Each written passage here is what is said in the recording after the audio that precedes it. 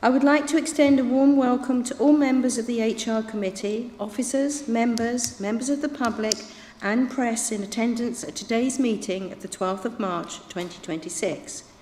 Welcome to those who may be watching the meeting live on YouTube. I am Councillor Jill Cleary, Chairman of the HR committee. I would now like to hand over to Democratic Services to read the housekeeping note. Thank you, Chairman. Please note that this meeting is being broadcast live on the Council's website and on YouTube. It will remain available for a minimum of 12 months. I would remind those in attendance to use your microphone when speaking and remember to switch it off once you've finished speaking. Please switch any mobile devices to a silent setting for the duration of the meeting. If the fire alarm rings during the meeting, please can everyone leave the room immediately and use the nearest fire exit. Do not use the lift. Please go to the fire assembly point, which is located at the bottom of the car park by the garages. Thank you, Lee. For the benefit of those watching the meeting online, please would members introduce themselves during the meeting if not already introduced by name. Lee, do we have any apologies? None so far. Thank you. Item 1, minutes. To approve the minutes of the meeting held on the 8th of January 2026. Are there any comments or do you all agree with them? Agreed.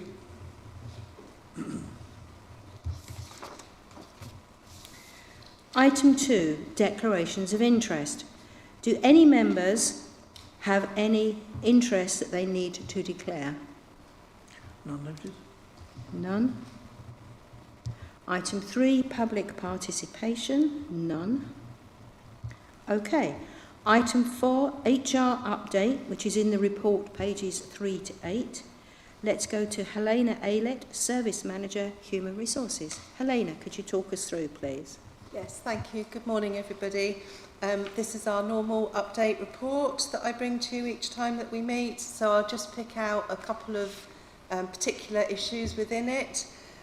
Recruitment levels, that remains quite high at the moment. We've had 43 recruitment campaigns in the last 3 months. In terms of learning, we've had some really good bits and pieces go on there. We had the LGA come in and they did equality impact assessment training for most of our leadership team. I wasn't on that myself, and I would just like to say how good I thought that was and beneficial, so that was a really good session to have. We've done numerous other things, but also going to point 6 of the report in terms of the Young Local Authority of the Year. We're in that again this year. It's an annual team competition, and we have 2 of our employees are going on that. That's taking place this month. And in point 7, I've just listed some other external opportunities that our staff are undertaking, including Solace Springboard 2026, the DCN staff programme for 2026, and we've signed up for the Tri-Sector Challenge again. That's not until October, and I'm sure there will be further details of that nearer the time. Our employee networks continue to meet, so we still have the LGBT plus group that meets quarterly and the EDI group as well. And then at point 10 there, I've just reiterated some of the support that we now offer the operational depots. So the first Wednesday that falls after payday each month, members of the teams, both payroll, advisory and the HR admin team, go out to each of the depots, just so that if any of those employees have particular issues, particularly relating to their pay that month, they're able to have them resolved for them then and there at the depot without having to come to Appletree Court or phone up later. And that's been really well received at the depots, so I'm pleased to be able to continue with that. That's the end of the report, unless anybody's got any particular questions that they'd like to ask. Okay. Councillor Jeremy Heron, you are the portfolio holder for this. Do you wish to make any comments? No, I don't think that's pretty much covered everything. I don't think there's anything very much. Okay, thank you. Right, let's take it out to the wider floor. Any comments? No? Okay, wonderful. So can I take you to the recommendation to note on page 3? Are you all agreed? Agreed. Thank you. Item 5, Growth and Goals Learning and Development Policy, pages 9 to 18 of the report. And let's go to Zoe Ormerond, Senior HR Advisor. Zoe, can you walk us through this, please? Thank you, Chair. There's a presentation up on the screen that you can all view to see what I'm going through. It's been nearly 4 months since we launched Growth and Goals as our new way of managing performance management, so it seems timely to give a review of how we're doing so far. Just a refresher on the purpose of the Growth and Goals. We've moved away from annual reviews and one-to-ones to frequent, positive and meaningful conversations, helping us stay agile and ready for the future, with 4 main areas to consider in each of those discussions: wellbeing and resilience, reflecting past achievements and performance, looking ahead to future goals, and discussing and reviewing development opportunities. And we've got a really simple way of recording that, but it's much more about how, at the depth of the conversation and ways that we can do that. And we've also created a way to log and review training needs. So that's what we set out to do. And we also trained all managers by the end of December. So although some people started holding the conversations in December, if we say that people must have a minimum of 3 of those conversations a year, by the end of April, everyone should have had at least 1. So in these first 3 months, and obviously we're not at the end of March yet, but there have been 250 growth and goals conversations held. Within that figure, around 200 are individuals have had 1 meeting, 20-ish have had 2 meetings, and 20-ish have had more than 2 meetings. So some people are using it sort of in place of every regular one-to-one. Some people are just using informal discussions in between, and that's absolutely fine, whatever works for different teams. We carried out a survey which closed in February to review manager feedback on holding the conversations, the training, and use of the process and forms. It was still really early days then, but to enable us to get to this committee with some feedback, that was the sort of process that we needed to go through, and we'll do another one later in the year. So it was sent out to those 144 reporting managers, and just over 15% of managers responded, which is only 21 respondents. But my feel is, if people had something to say, that was their opportunity to say it. So I'm assuming everybody, no news is good news. And 84% rated the conversations as good or excellent, and the remaining 16% as fair. So to me, that's good feedback for something which is quite starkly different than something we were doing before. I've now got a few slides that just give a little bit of information about that, and then I'm going to move on to what we're doing about that feedback. What I'd like to say is that Kirsty's here with me today, and she supports and coordinates all the work we do on growth and goals, so it's a great opportunity for us to be able to showcase the work we do together. So in terms of the feedback, the things that people said they found most valuable were the open dialogue, the flexibility, user-friendly nature, and having meaningful conversations. Feedback at that point was seen as less valuable, but I think that's because it was really just in that initial month and getting going, so it'll be interesting to see how that differs later in the process. In terms of the HR input to the growth and goals conversations, people felt that they had adequate communication about what growth and goals were and how they could access support from the toolkit. You can see 95% and 100% there, and again 90% about knowing where to access the resources, so people find those toolkit resources like we do for recruitment and other things as well, a really useful hub of information. The area people didn't feel as confident with was the new way to log learning and development requests, with 28% saying they'd like more information. In terms of the training, the reddish colours show people that strongly agree with the statements, with the navy blue being people that strongly disagree. The training sessions were really well attended, and there was some really good constructive conversation going on in those sessions. but it is really different for people. So there was some people that gear change from the structure of performance reviews and one-to-ones is quite a challenge.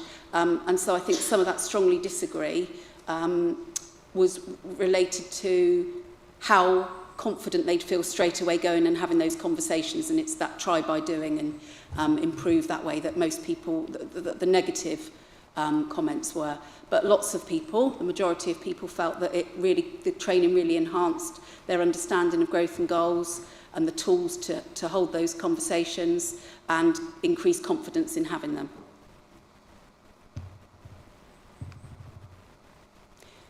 The other feedback that we got was it's a much better format and beneficial for both parties, that the toolkit and training really helped the constructive and meaningful conversations, and many people relished the focus on the whole person.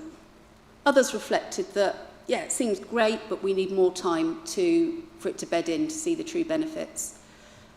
Other people said they'd really like some more training on examples of good practice and sharing with peers. Others would like some tips on completing the form and just, even though it's a very simple process, it's different, how the form saves partway through. Kirsty, you've had a lot of those queries as we've gone through the process. And they'd like to be able to have more structured actions when the form is quite fluid. And again, we've been able to give feedback as those queries have come up. So that's the feedback that we've had, either from doing the survey or that we've received within our team over the last few months. So here's what we plan to do about it, and I've already started to. We've tweaked the toolkits and videos slightly based on that feedback, but what we decided to do was hold some bite-sized 45-minute to an hour online sessions for managers and for employees, 2 different ones, so that as an employee, even if you're a manager, how you could approach the conversations, and 2 for managers in the way that they might address the conversations. And the agenda for those looks at detailing the toolkit, demoing the form, how the learning part of that works, seems as that was some of the feedback that we got that people weren't so confident with.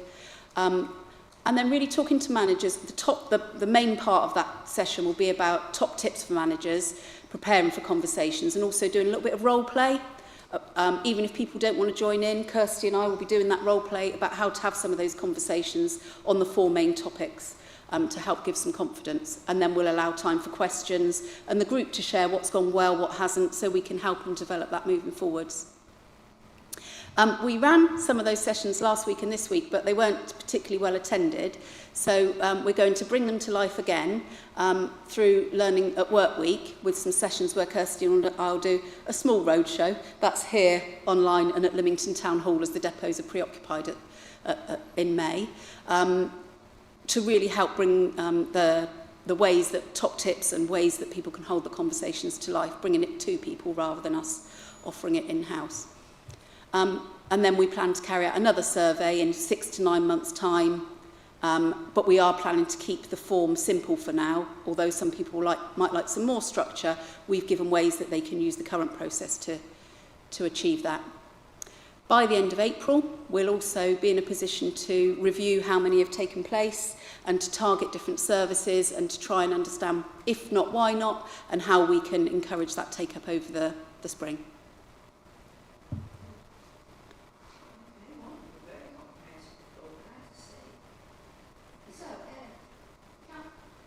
Councillor Kay Crisell.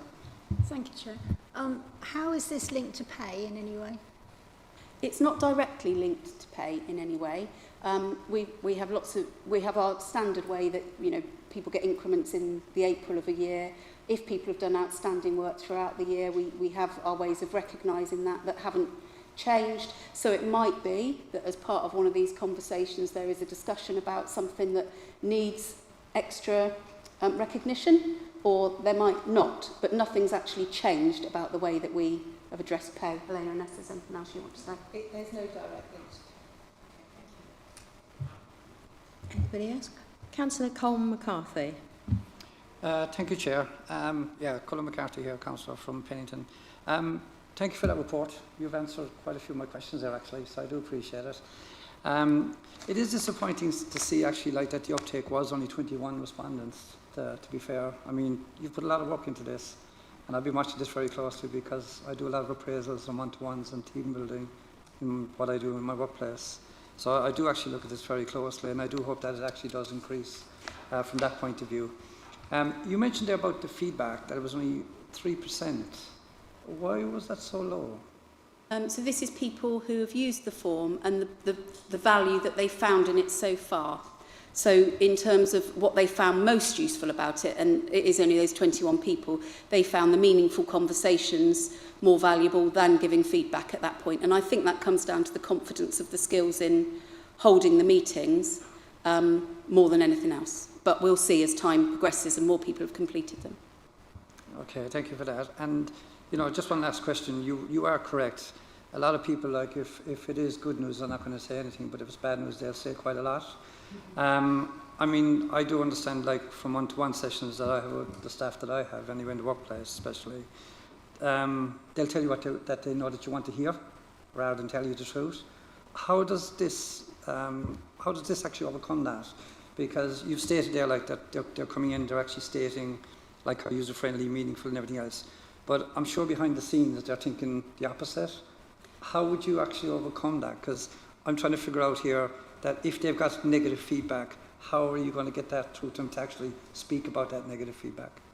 Yeah, it's a really good point. By being going to people, really going to meetings, going to team meetings, going to the different locations, being there to be able to hear that.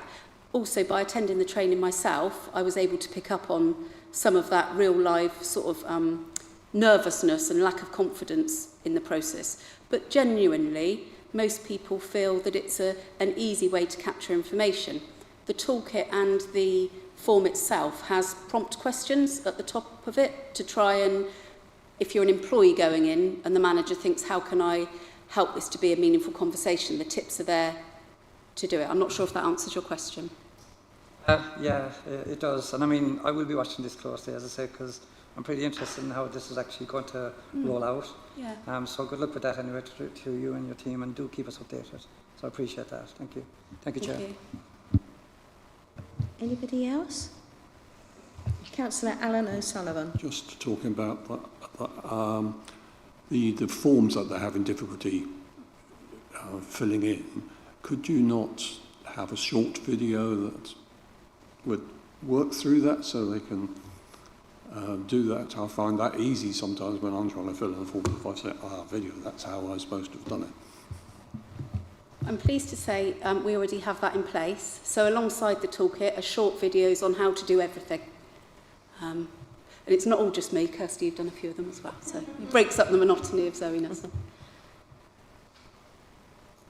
Okay, thank you. Can I take you all, really just as the recommendation is to note the presentation. Agreed?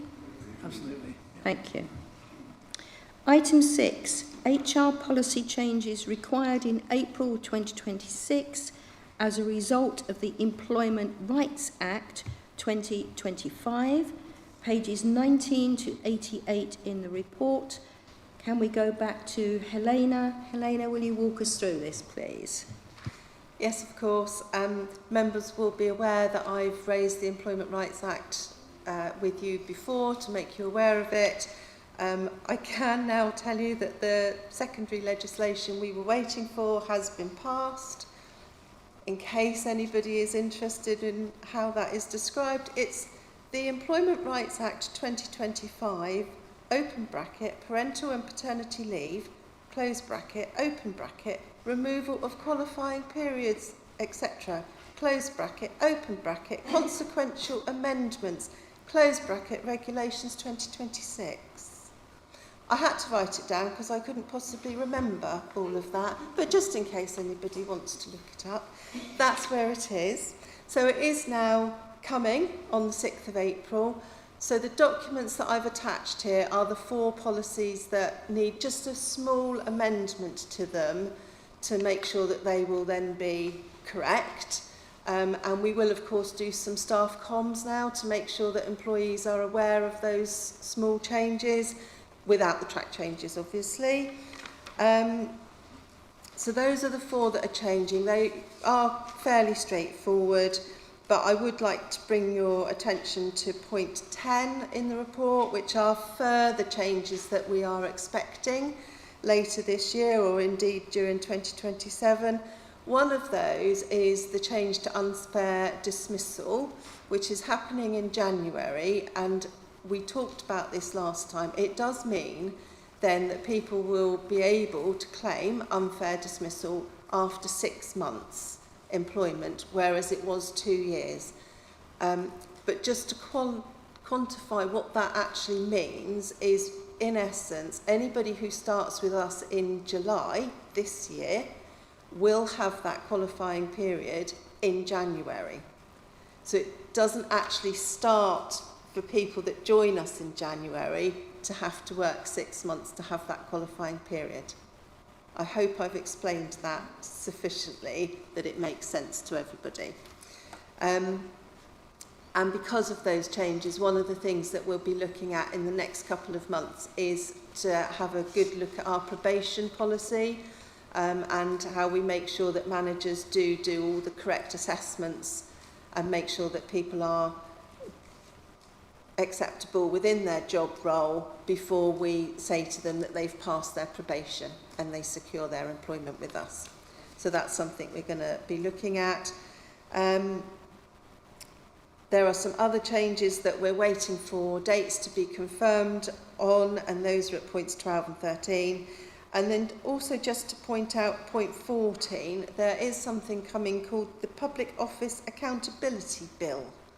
Again, I don't have a date for that, but it will lay out ethical code of conduct for both officers and members. So something that I'm keen that we don't lose sight of. When I have more detail on that, obviously I'll let members know. That's all I was going to say. Thank you, Helena. It's kind of really a housekeeping exercise, isn't it? Making sure all our documents are up to date. Yes. Okay. Jeremy, do you have anything else you wish to add? Chairman, just as you say, a strengthening of the employment law by the government, which we must react and incorporate within our terms and conditions. Interestingly enough, the easy parts, I suppose, are the statutory parts with the changes to the dates on things like statutory paternity leave and statutory sick pay and things like that. The more difficult ones are where they increase the protection and against such things as sexual harassment at work and that lot, which are a little more difficult to, because they're sort of they aren't black and white. We have to look at them. And the one question I have for Helena is the fact that in the past we have had people who have been on a probation when we've taken them on a probation, and we've then extended that. I'm assuming that when the new rules come in, that would not be an option to us because it wouldn't give us any protection. They would immediately fall within the right to unfair dismissal. Yes, so that right will happen from 6 months, no matter what. I think it would depend to a large degree on why we felt that we needed to extend that probation. If, for example, somebody had suffered an accident and had some time off of work, then potentially you could still extend their probation, but you'd need to know that you're doing that and to go through an absolute correct process in doing that. But my guiding principle would be not to do it unless there are some very exceptional circumstances. Thank you. Councillor Alan O'Sullivan. Hello. It's referring to the paternity and parental leave. So the new thing says they can go on leave from day one. So in the present situation, if you've got somebody who goes on parental leave, their partner can do that as well. Yes? So you could be employing somebody on day one, but they then have a partner who's who is on parental leave, and they then want to go with them. Is that possible? I'd have to double check because that's very detailed. But my understanding is it is going to be a day one right. So I think it would be hard to say no.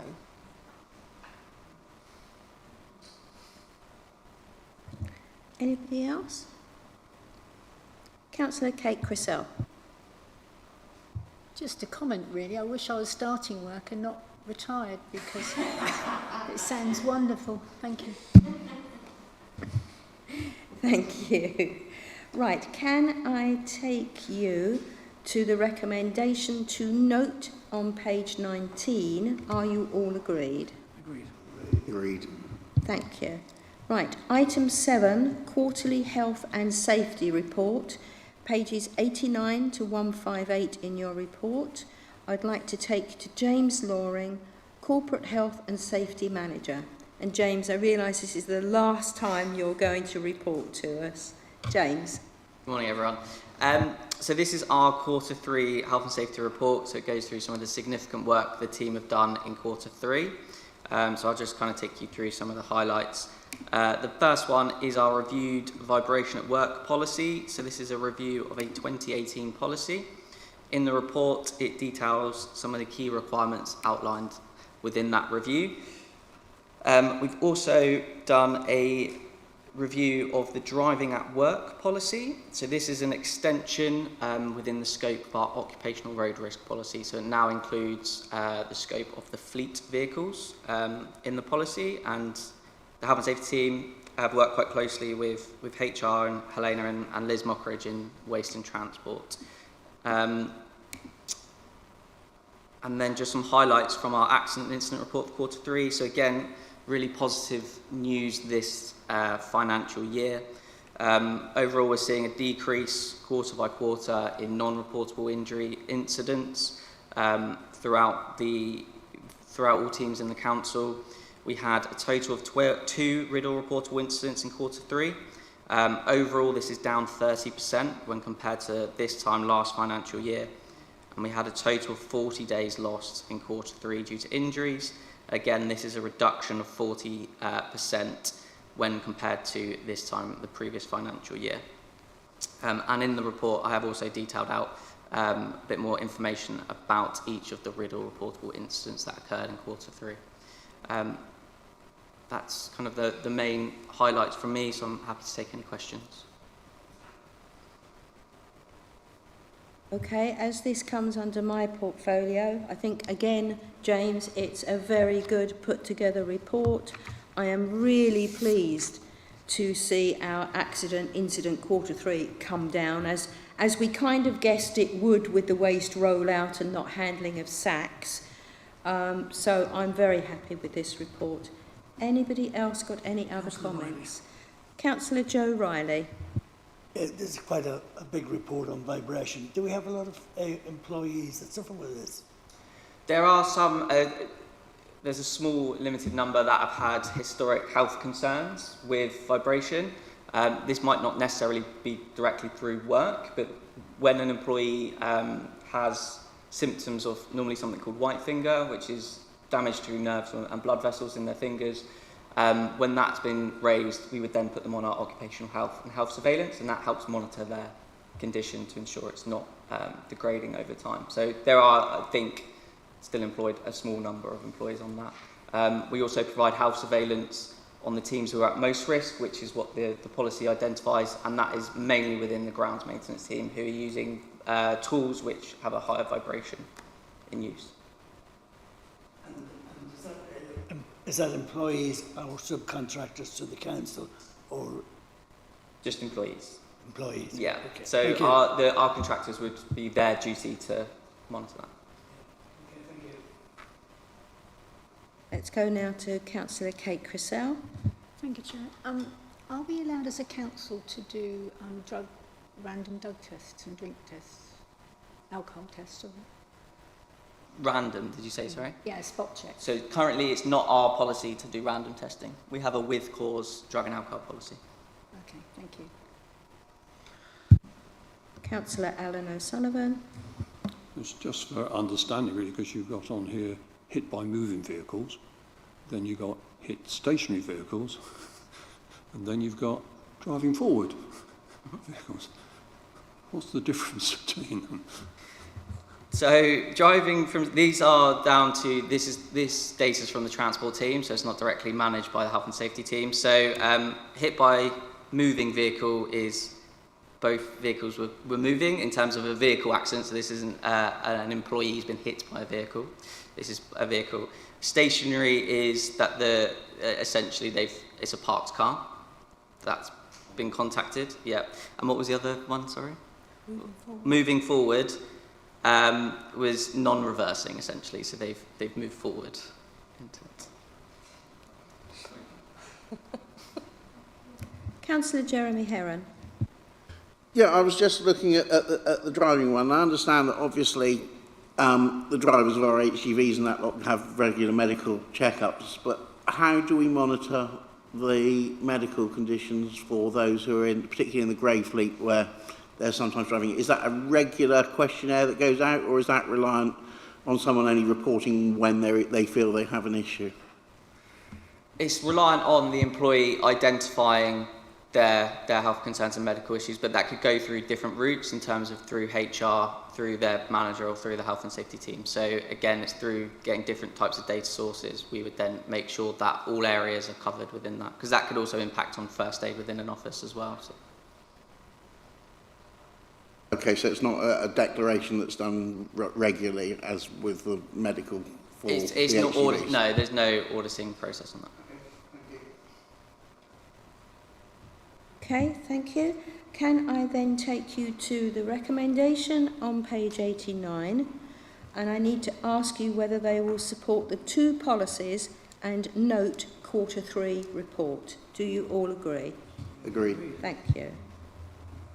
Thank you, James. We wish you real, sincere best wishes in your new role. Thank you. Right, we are now on to item 8, work programme, page 159 to 160 in your report. Anyone, any comments on this? No? Lovely. I will take the recommendation to note. Agreed? Wonderful, thank you. I now declare this meeting closed. Thank you for your attendance this morning.